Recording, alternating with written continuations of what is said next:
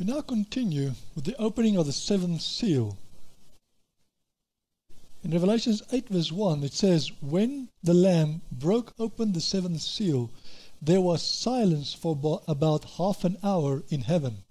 Then I saw the 7 angels who stand before God, and to them were given 7 trumpets."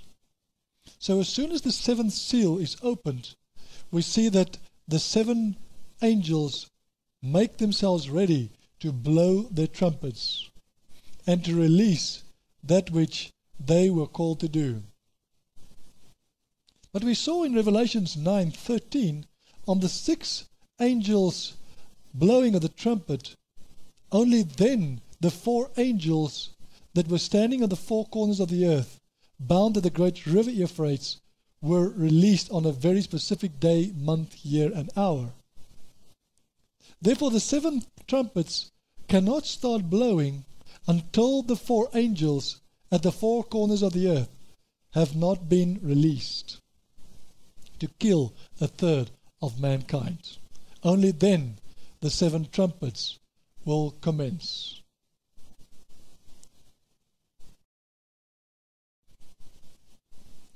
Then Revelations 8:3, John saw another angel just after the 7 angels had received 7 trumpets.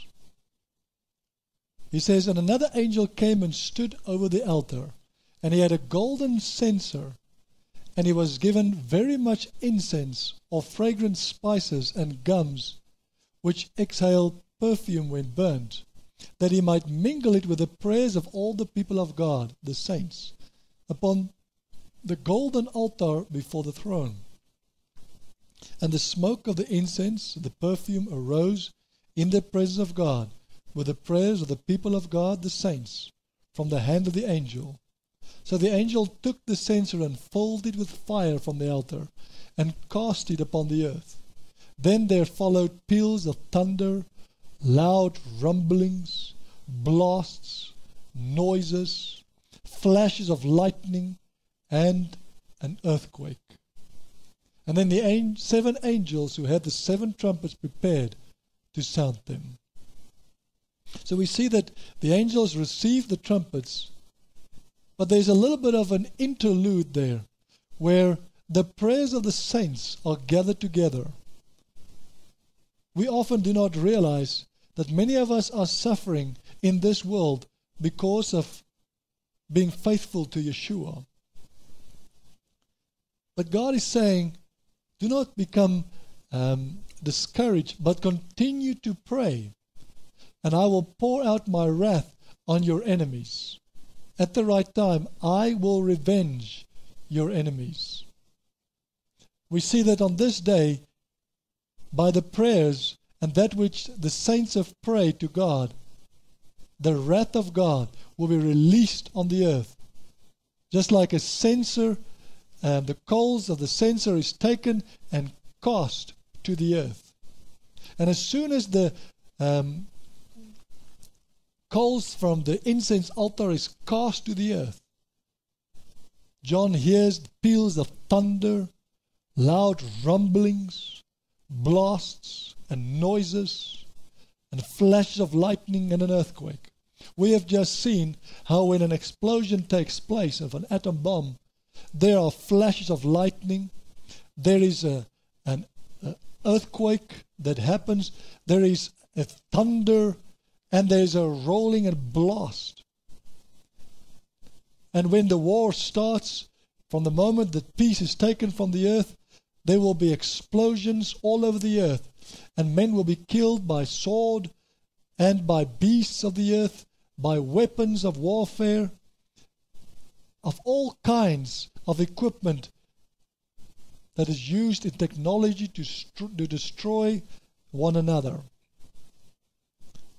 So with the opening of the 7th seal, the wrath of God is revenged on those on the earth who did not pay attention and those who persecuted the people of Yahweh.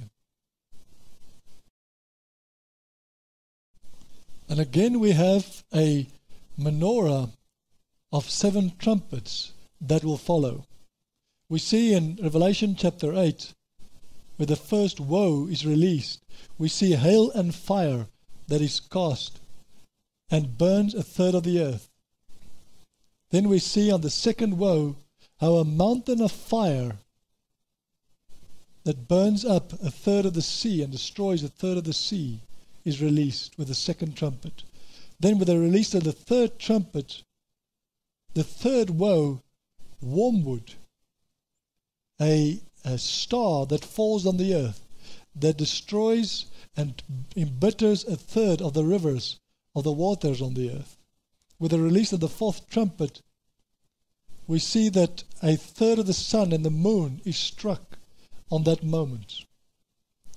Then with the release of the fifth trumpet, we see the bottomless pit that is opened, which again is the first woe. Then we see the release of the sixth trumpet. The four angels at the four corners of the earth are released. And we also see the two witnesses that are prophesying, which is the second woe. And then with the release of the seventh trumpet, we see how the seven plagues or curses are made ready to come upon the earth.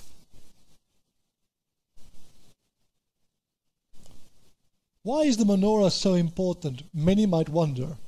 We see that the menorah is a mirror.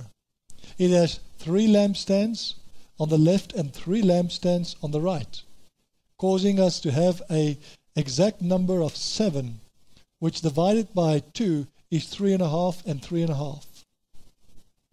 This does not refer to the first 3.5 years and the second 3.5 years, as many might think. But it refers to a shadow picture of how the glory of Yahweh, even in his wrath, is revealed on the earth, and how he systematically will build up until it reaches a crescendo of his punishment when his wrath is completed and fulfilled, so that peace can come on the earth and the 1,000-year millennium can start. Then the 7 trumpets were blown. Many times when we think of the 7 trumpets that are blowing, we think of the trumpets as blowing chronologically or consecutively after one another. But we must also remember that Yahweh had called his people, and he said to them they would have a day which is called the day of the blowing of trumpets. And often we forget that it's not the blowing of one single trumpet, but the blowing of trumpets. So on a certain day, the trumpets will start to blow. As we have seen, when the 4 angels are released on the 4 corners of the earth to kill a third of mankind, on that very same day, the 7 trumpets will be released and they will be blown. The first trumpet blast that will be blown, it says in Revelation 8:7, the first angel blew his trumpet, and there was a storm of hail and fire mingled with blood, cast upon the earth. And a third part of the earth was burnt up, and a third of the trees were burnt up, and all the green grass was burnt up. We see that when the first trumpet is released, something like hail and fire, which are, as we said earlier, are asteroids or meteors that enter the atmosphere of the earth, and they fall on the earth and they burn the grass and all that is in the vicinity where they fall. Yeshua revealed to John that a third part of the earth will be burnt up in those times, that a third of all the trees in the world will burn up, and that all the grass will burn. Then the second trumpet is released. It says the second angel blew his trumpet, and something resembling a great mountain, blazing with fire, was hurled into the sea. And a third of the sea was turned to blood, and a third of the living creatures in the sea perished, and a third of the ships were destroyed. We see following these asteroids or meteors will be a large asteroid that will enter the atmosphere of the earth, and it will fall and into the sea.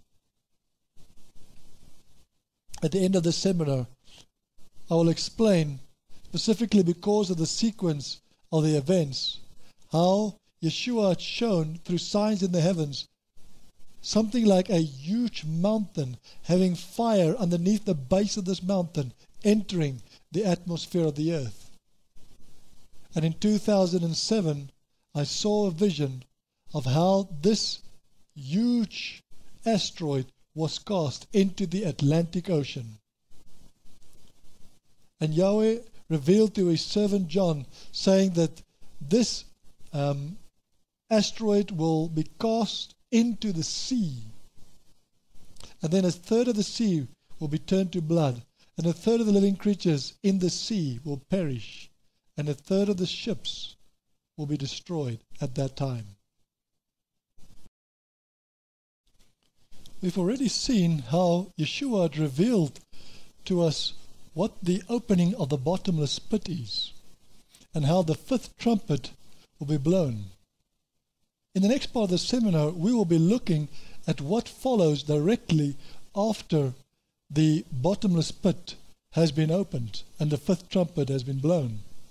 It says in Revelation 9 verse 1, "Then the fifth angel blew his trumpet, and I saw a star that had fallen from the sky to the earth, and to the angel was given the key of the shaft of the abyss, the bottomless pit. And he opened the long shaft of the abyss, the bottomless pit, and smoke like the smoke of a huge furnace puffed out of the long shaft, so that the sun and the atmosphere were darkened by the smoke from the long shaft." And then the apostle sees a very symbolic vision. He sees locusts coming up out of a pit of the earth, coming all over the earth, having breastplates, and they had the most amazing hair. And we will reveal to you how Yeshua had revealed to us what these actually symbolize. Then out of the smoke locusts came forth on the earth, and such power was granted them as the power of the earth's scorpions. Now what is these locusts that come forth out of the earth? It says in Revelations 9:7, "The locusts resembled horses equipped for battle, and on their heads was something like a crown, or golden crowns, and their faces resembled the faces of people, and they had hair like the hair of women, and the teeth was like lions' teeth, and their breastplate or their scales resembled breastplates made of iron, and the whirring noise made by their wings was like the roar of a vast number of horse-drawn chariots going at full speed into battle. And they have tails like scorpions, and they have stings, and in their tails lie their ability to hurt men for 5 months." What do we really have? What is the apostle actually seeing? Yeshua is revealing things to John that he was not able to understand at that time. And he says that locusts will come forth on the earth. And these locusts have wings, and their wings, and they have breastplates of iron. In 2002, a sign appeared to the two of us, so that every matter may be established by the mouth of 2 witnesses.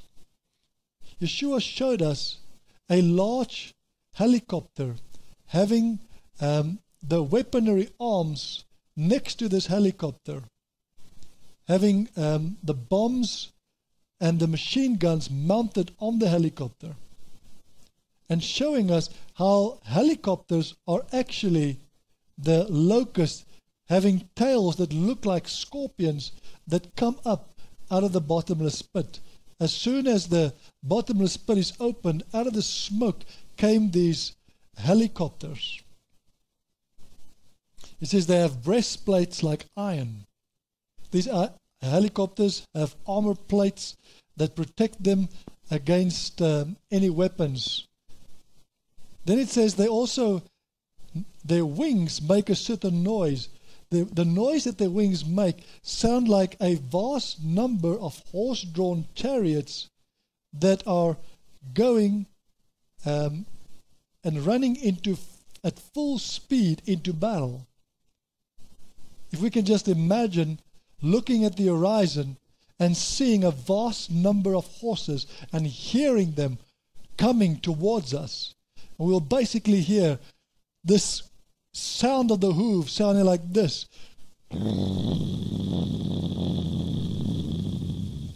As the earth trembles as they come up over the horizon.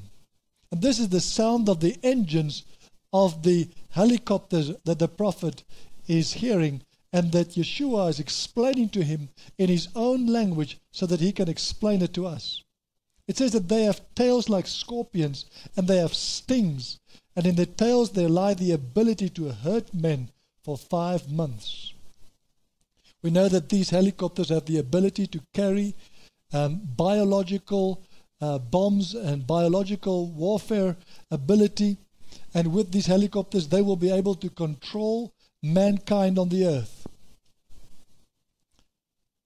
Yeshua had revealed to us how with the opening of the bottomless pit, with the blowing of the fifth trumpet, a war will ensue on the earth, and these large warfare helicopters would be used in order to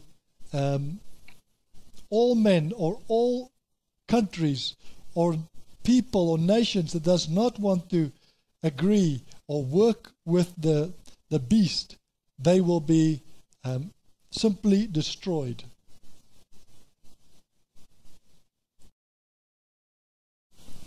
On the 1st of November 2010, while I was reading the Word of God and spending time in His presence that morning, my wife sent me a short message or an SMS saying that a great sign had appeared in the sky and that everyone in the area could see this awesome sign. I ran outside and I looked up into the sky, and in front of me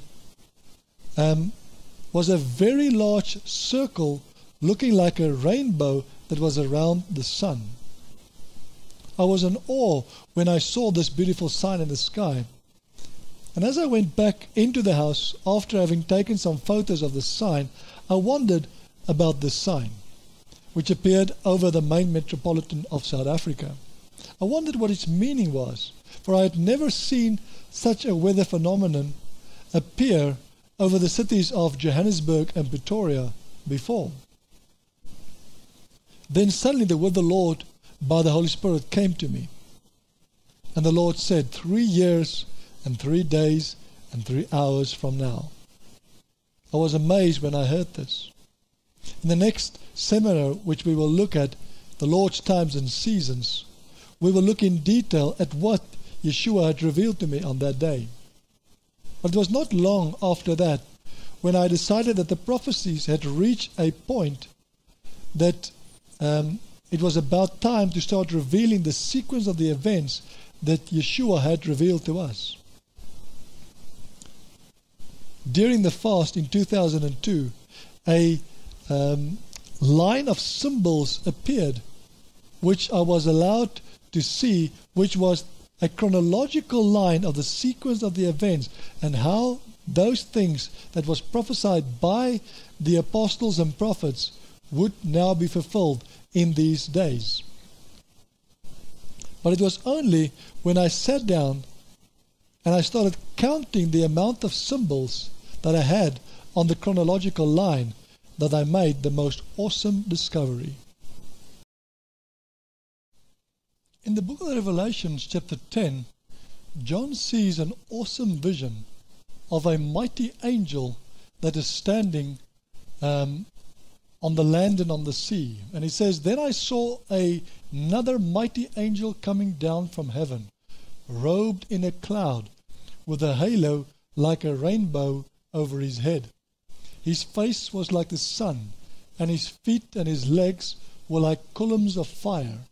and he had a little book or a scroll open in his hand, and he set his right foot on the sea and his left foot on the land. And he shouted with a loud voice like the roaring of a lion. And when he shouted, 7 thunders gave voice and uttered their message in distinct words. John sees an awesome vision of a mighty angel, which we will identify in the next seminar as Michael or Michael. And he shouts like a roaring lion. But when he sees him, he sees that one of his feet are standing on the sea and the other foot is standing on the ground. And he's lifting up his right hand to heaven. And he swears and he roars like a lion, and saying that there shall be no more delay. That all that was prophesied about and by all the prophets will now be fulfilled when the blast of the 7th trumpet is blown. But when John heard these 7 thunders and how they uttered their messages, he was about to write it down. Then Yeshua said to him, "No, do not write it down, for it was remain sealed." But then in Revelation chapter 10 verse 9, the angel said to John to go to this mighty angel who had a scroll in his right hand, or a little book. And he said to him, "Go and take this scroll and eat it, and it will embitter your stomach, though your mouth will be as sweet as honey." So I took the book from the angel's hand and ate and swallowed it, and it was as sweet as honey in my mouth. But once I had swallowed it, my stomach was embittered. Then they said to me, "You are to make fresh prophecy concerning many peoples, races, nations, languages, and kings." So the angel said to John that he was to prophesy to many nations and to many kings and to many peoples and many languages. Just as the book of John was written, he prophesied over the last 2,000 years. As we have seen in this seminar so far, how John prophesied for his own time as well as the 2,000 years with 10 kings that would reign, and also prophesied to our time when prophecy will have its final fulfillment.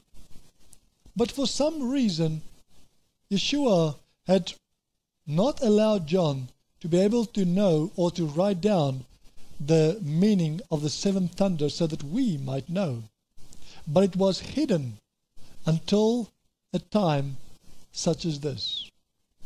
And it was when I was about to write down and counted the chronological symbols revealing the order of the sequence of the events that I made the discovery that there was actually 7 distinct symbols on this chronological line.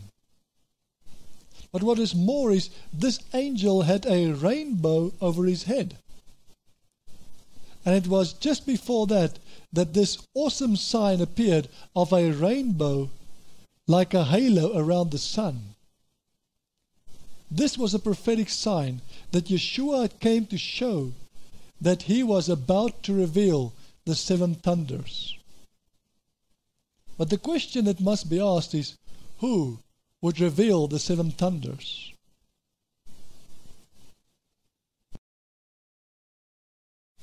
Many times when we read the Bible, we actually break up the Bible into chapters, forgetting that there was no chapters or verses when the apostles and prophets wrote these letters or prophecies.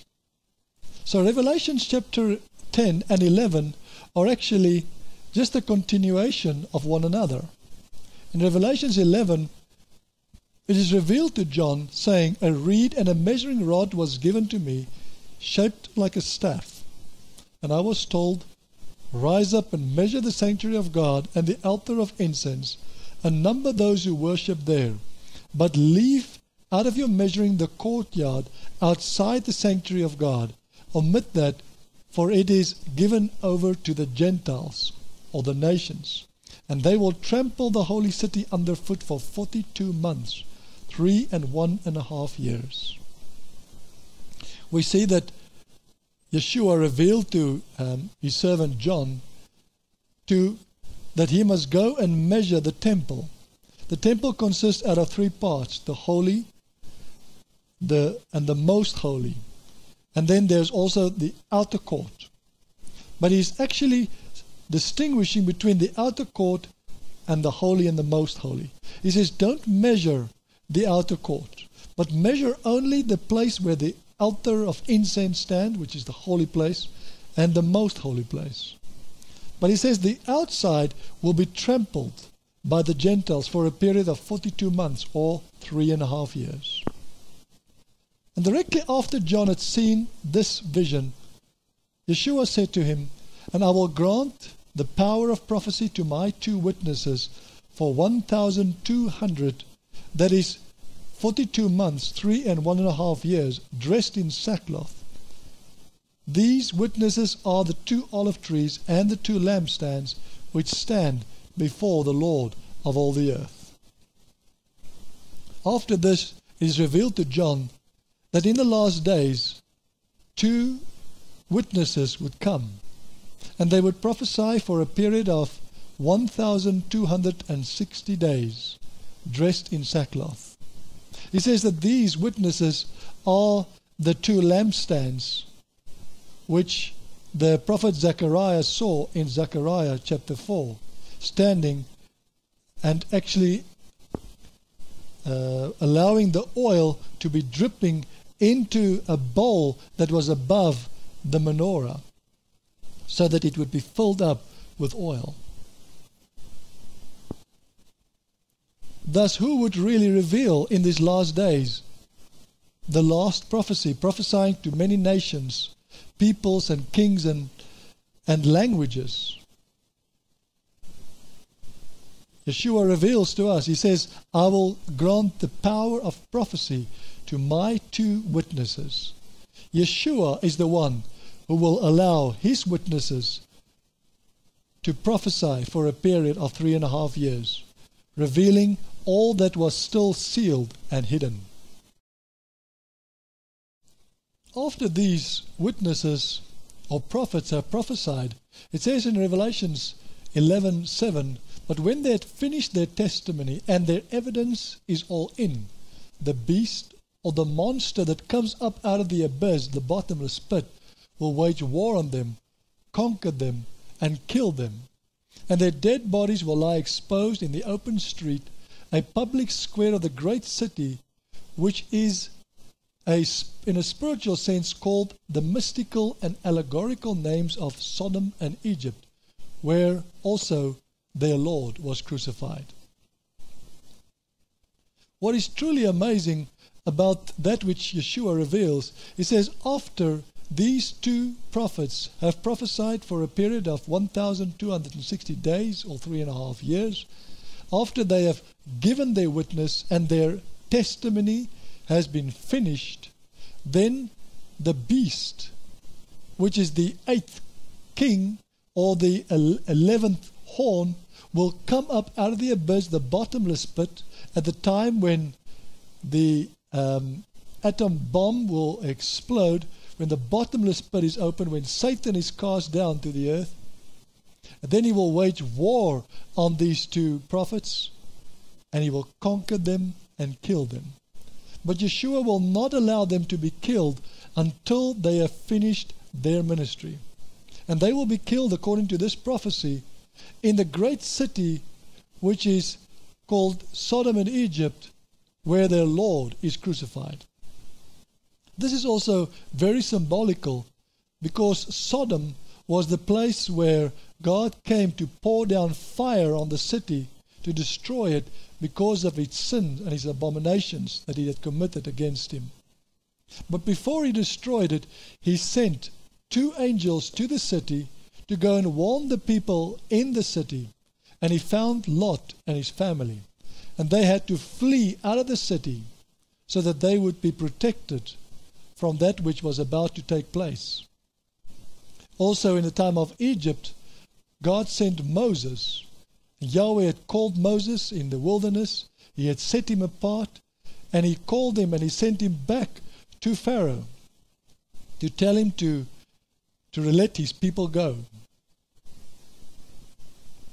Then at last it says, they will die where their Lord was crucified. They are a sign of the time, and they will die in the city of Jerusalem after their testimony is finished. Then in verse 12 it says, when the two witnesses, they will die and they will lie in the street, and when they are dead in the street they will lie there for 3.5 days. Then the whole world will rejoice because they have been killed. But then after 3.5 days, it says the two witnesses heard a strong voice from heaven calling to them, come up here. And before the very eyes of their enemies, they ascended into heaven in a cloud. At that very hour, there was a tremendous earthquake, and 1/10 of the city was destroyed, and 7,000 people perished in the earthquake. And those who remained were filled with dread and terror, and were awestruck, and they glorified the God of heaven. The second woe or calamity has passed, and now the third woe is speedily to come. What is amazing about this prophecy is that Yeshua revealed that as soon as these two witnesses have completed their ministry, they will be killed.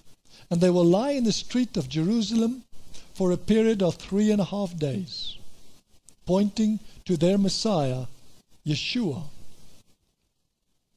Then after 3.5 days, suddenly the Spirit of God will enter them and they will rise from the dead.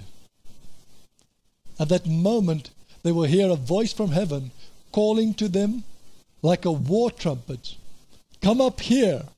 And at that moment, they will ascend into heaven before the whole world. Then, in the same hour, there will be a tremendous earthquake, and 1/10 of the city of Jerusalem will be destroyed, and 7,000 people will die in that earthquake. It was during a time of worship many years ago, about in the year of 2005, while I worshipped and praised the Lord, suddenly I was taken into the Spirit. And as I looked, I saw many people that were resurrected from the dead, and others were snatched up into heaven. And I saw the spirits and the souls of many people that ascended up into heaven at that moment. And as I myself was ascending up into heaven, I looked back. As I looked at the earth, I suddenly saw something like a flash of light that went off on the earth. And I knew that something terrible had just started on the earth. It says here that at the moment that they are ascended into heaven, at that very hour, there will be a tremendous earthquake.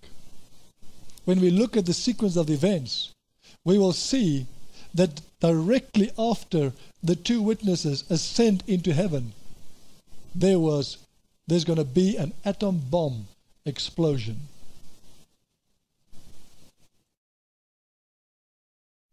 Then in Revelation 11:15 it says the seventh angel blew his trumpet.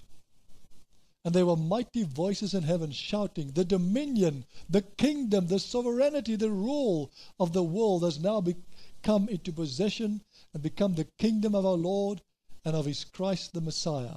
And he shall reign forever and ever for the eternity of the eternities.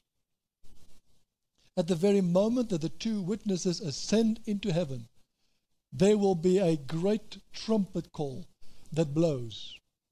It says that the seventh angel will blow his trumpet.